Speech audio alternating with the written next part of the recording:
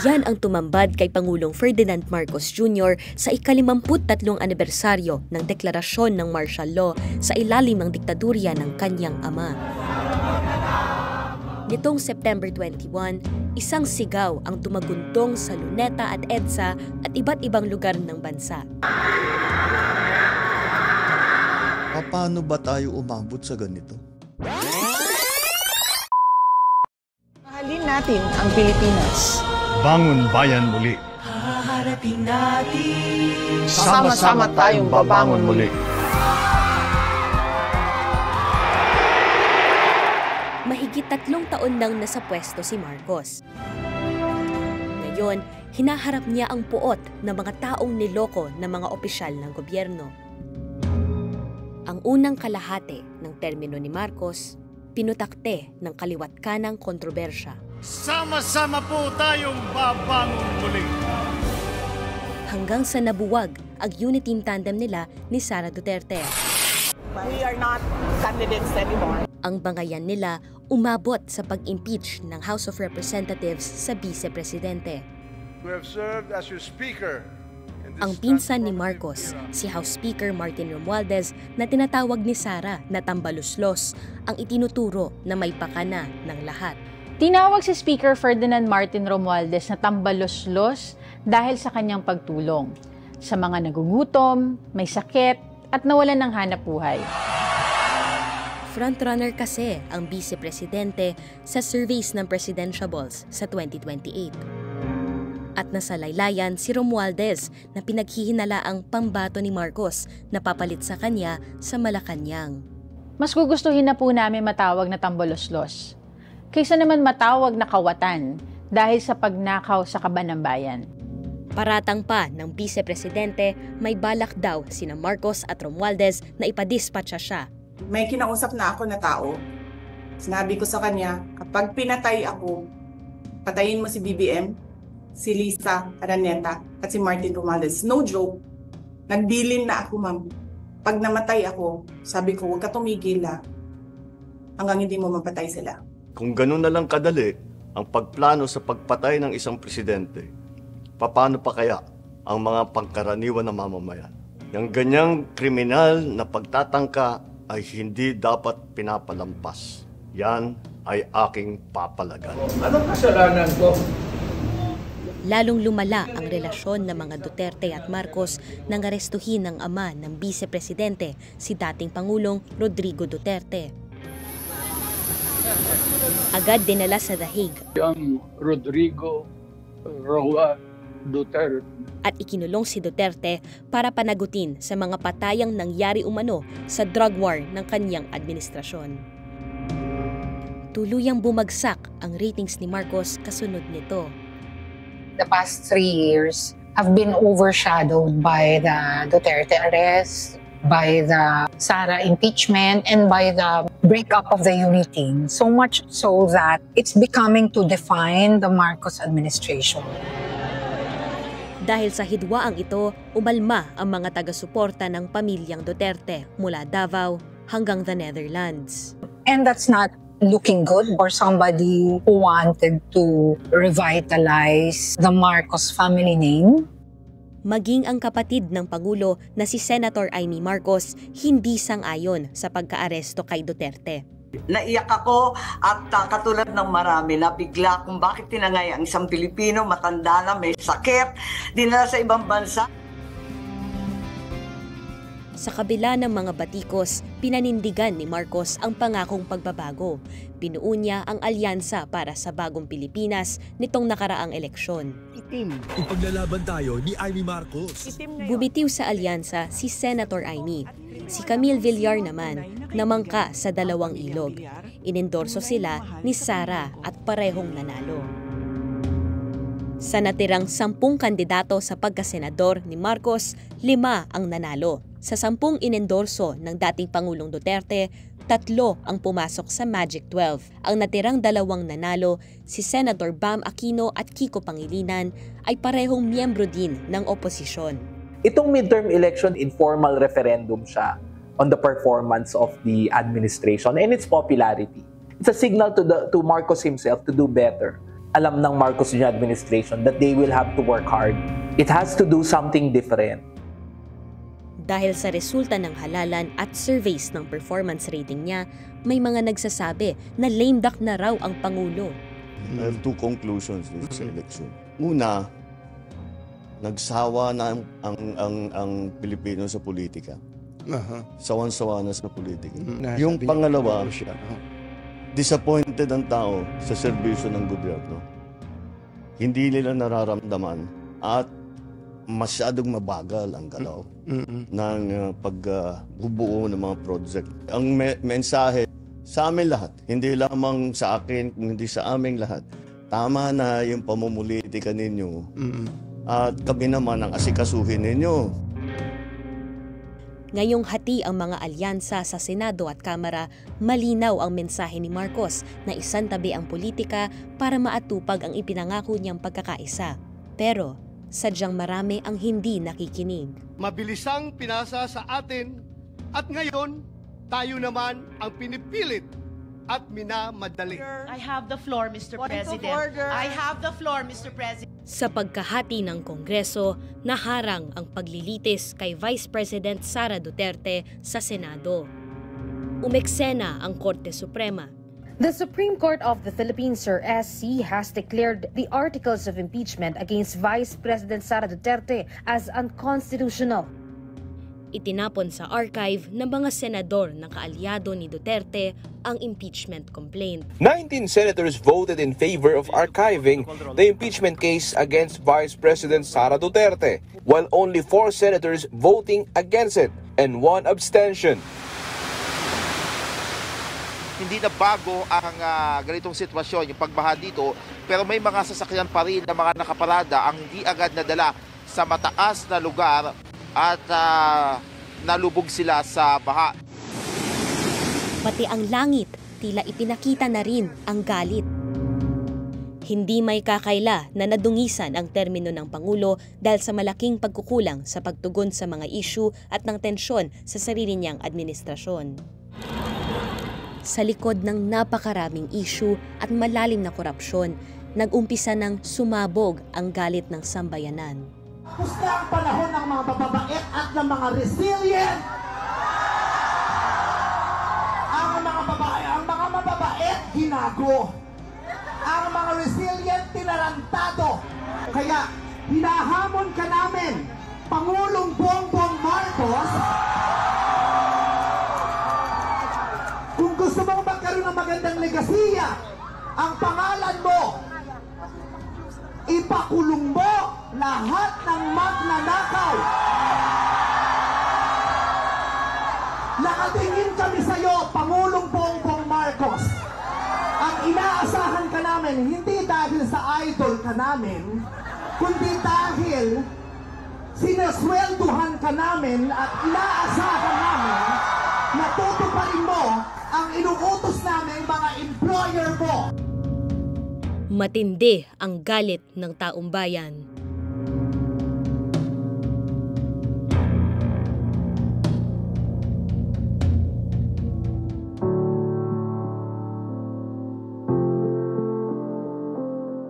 As of 9 a.m. nasa 13,000 na rin yung crowd estimate dito sa Luneta ayon sa MDRRMO. We will reach over 100,000 here, and it's not only here. I think we are nearing the tipping point if we are not already at the tipping point. Nagsisimula yung programa dito sa Luneta. Tumulak na ang mga nagtipon sa EDSA Shrine patungong People Power Monument.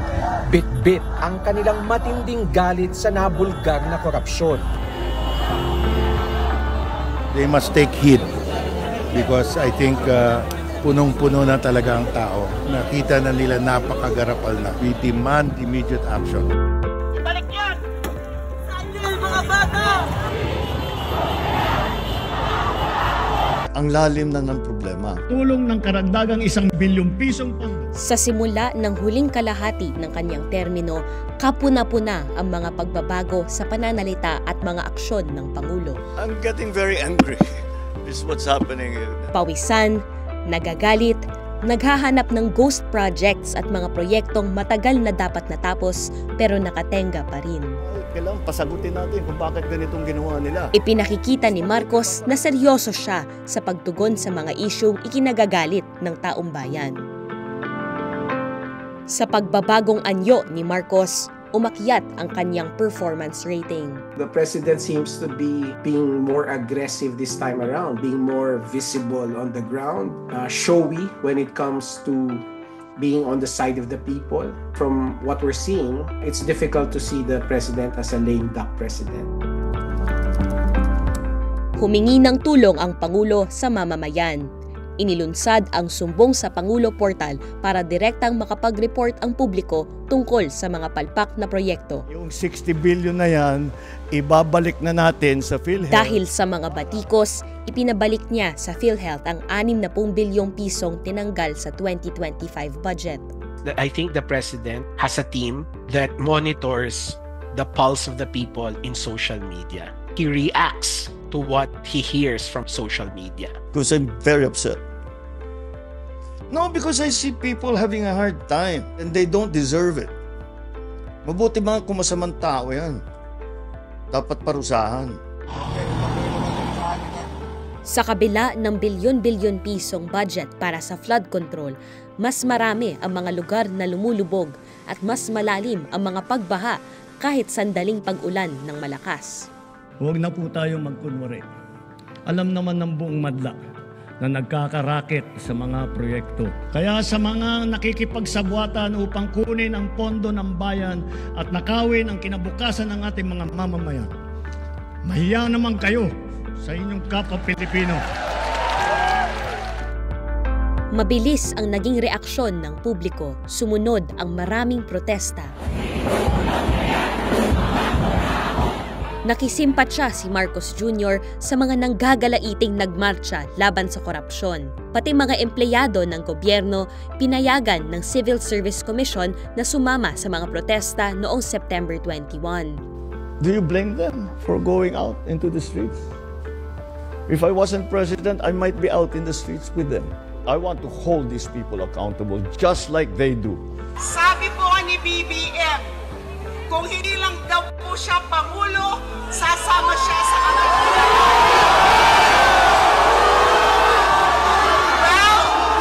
Well, nandito tayo, hindi lang dahil hindi tayo presidente, kundi punong-puno na tayo sa sagad sa buto ng mga nagiging buwaya at demonyo.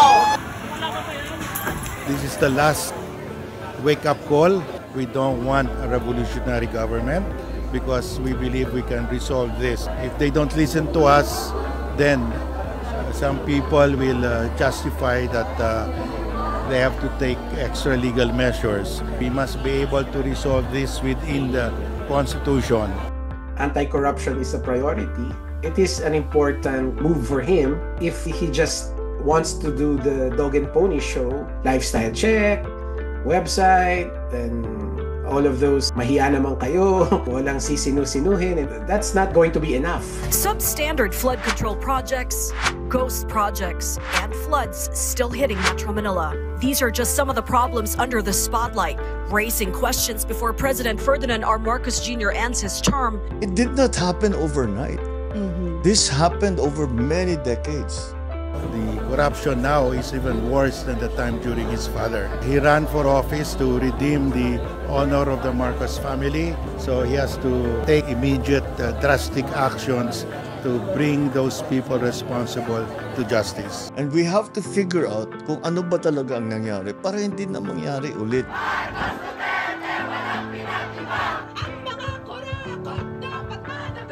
And what will change our perspective of President Marcos is if we see someone prosecuted, and not just someone, but many of them prosecuted and jailed for all of the corruption that they have done. Na inilabas ni Pangulong Ferdinand R. Marcos Jr. ang executive order na bumubuo sa Independent Commission. Para mas pagtibayin ang laban sa korupsyon, nagtatag si Marcos ng Independent Commission para imbestigahan ang mga anomalya sa infrastructure projects ng DPWH. Mr. Chair, may I... Subpoena at if coming to the following... Hindi nyo pa mga pinangalanan. Kung hindi kami makikisama, sinasabi ni Senator Joel. Kasabay ito ng kaliwat ka ng investigasyon sa Kongreso. Unang Soler ginawa yung birthday ni Senator Jinggoy. Iba't ibang pangalan ng mga politiko ang nadawit, kasama ang matataas na opisyal ng DPWH at mga mambabatas. Dawit din ang pinsan ng Pangulo, si House Speaker Martin Romualdez, na napilitan ng magbitiw. Itong mga investigations na ginagawa ng Senado, ng House, these are all performative to satisfy the people. They have no power to prosecute, they have no power to judge the guilty parties, no? Because they are lawmakers. Taking it from the perspective of the president, pinapabayaan lang sila kasi that's their show. Ang danger dito is lumalabas yung mga pangalan na konektado sa kanya. And I think this is one reason kung bakit dinadanggel niya yung Independent Commission idea. May sagot si Marcos sa pangamba ng marami. Ang lalim ng kalawang, ang lalim ng bulok. They keep saying, how about if these are your friends? How about if these are your kaalyado? I said, what can you do? You know, and I said, we're making an omelet. We're going to have to break some eggs. There's just no way around it. Nobody is more important than Filipinos. Para kay Yusingco, nakasalalay sa pipiliin ng Pangulo na susunod na ombudsman ang simula ng pagsugpo sa korupsyon. There is only one agency that can deliver, that is the Ombudsman. Very clear sa ating Constitution that the agency tasked to prosecute graft and corruption cases. No agency can prosecute graft and corruption cases this high level but the Ombudsman. If President Marcos appoints an ombudsman who has no connection to him, that will be a crowning achievement, I would say, when it comes to our anti-corruption agenda. That ombudsman can prosecute dynastic politicians who are allied with the president, can prosecute even relatives of the president. February 24, 1986. After EDSA, after 1986, the political order in the country is to prevent another dictatorship. And included doon yung wag nang mapabalik, naging dahilan ng diktatorya at ng martial law. Diba? Never again. Hindi nga naging never again eh. Sila ulit. And this time around, yun nga, may redemption, may oportunidad for them to have the final say on how history will judge the Marcos political brand. That is the burden of the current administration.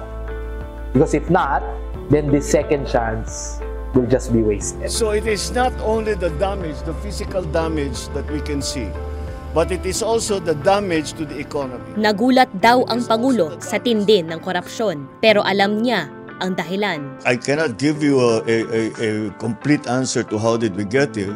The simplistic answer will be, paano tayo nagkaganto? Dahil pinabayaan. It became allowable. Okay lang. Pero hanapin natin yung hindi maganda, yung hindi nabuo, yung hindi nakatulong. Alam din ni Marcos kung ano ang dapat gawin. What we can do is to find out how this happened, who are the people that are involved, make them answerable for their wrongdoing, and fix the structure so this is not allowable. Salita pa lamang ang binibitawan ng Pangulo.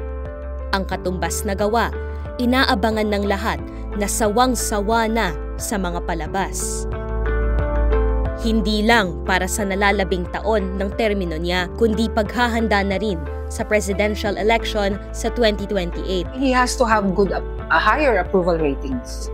When you anoint someone to be your potential successor, the assumption is that you still have the legitimacy to anoint someone. It's important to assess so far the Marcos Jr. administration on its own terms. And the terms that it has set for himself and his government during the 2022 election. The promises are many, no? Including an improvement in economic conditions, no? An end to politics. Political-wise, do we see unity at present? We actually see the opposite. At pwede silang magturuan ng mga Dutertes kung sinong may kasalanan. But it doesn't matter. Nangako sila na an end to politika. But day in, day out, nakikita natin, puro politika sa dyaryo, sa news. The legacy-making actions, the ones that will put him at a high level in 2028, or his anointment will be worth a lot, is if he does the three things with regards to our anti-corruption agenda. Nanatiling nakatuon ang pamahalaan sa aming mandato at tungkulin na maglingkod na tapat. And that's directing everyone in the bureaucracy to release their SALN every year until the end of his term, shepherding the enactment of an FOI law and the appointment of an ombudsman who has no connection to him. May 3 taon na lang si Marcos para patunayan na hindi nagkamali ang higit 30 milyong Filipino na bumoto sa kanya. Inip na ang sambayanan sa paghihintay sa mga ipinangakong pagbabago. Ang tunay na kapangyarihan ay nasa taong bayan!